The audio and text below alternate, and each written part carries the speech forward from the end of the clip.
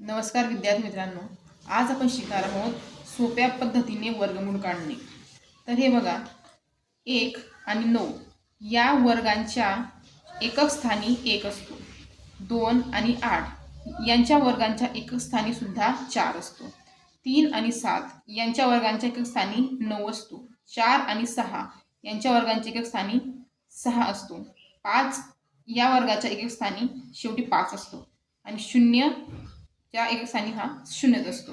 तर मग बघा, आपल्याला हा चार्ट पाठ करावा लागणार आहे, त्यामुळेच आपण वर्गमूळ काढू शकतो। एक्झाम्पल फर्स्ट,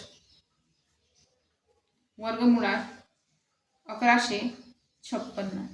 तर आता सुरुवातीला या दोन संख्यांचा विचार करायचा। तर शेवटी काय आहे? 6 आहे। तर 6 च्या शेवटी काय असतं? 4 आणि 6, 4 आणि 6।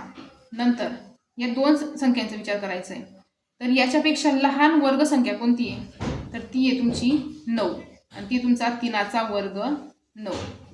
तर इथं आणि इथं दोघं ठिकाणी 3 लिहून घ्यायचं।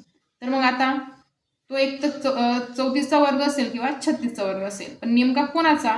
तर ते बघा, 3 आपण इथलं घेतलंय 3, त्याच्या पुढे संख्या 4, 3 चौक 12।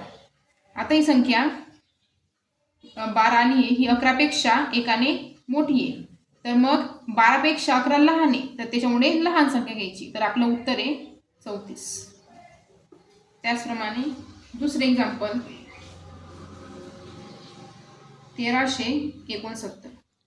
सुरुवातीला ह्या दोन संख्यांचा विचार करायचा। शेवटी 9 आहे, तर 9 कोणाचा शेवटी असतो? 3 आणि 7 या संख्यांच्या शेवटी 9 असतो।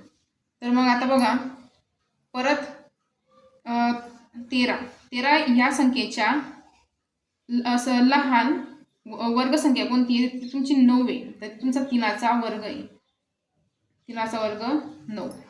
तर मग इथं ही 3। आता ते दोघांपैकी घ्यायची कोणती? तर 3 गुणिले त्याच्या पुढील संख्या 4, 3 चौक 12, काय आलंय? 12। तर 12पेक्षा 13 कशी आहे? मोठी आहे। तर आपण याच्यामधून मोठी संख्या घ्यायची, ती तुमचं 37। Example third,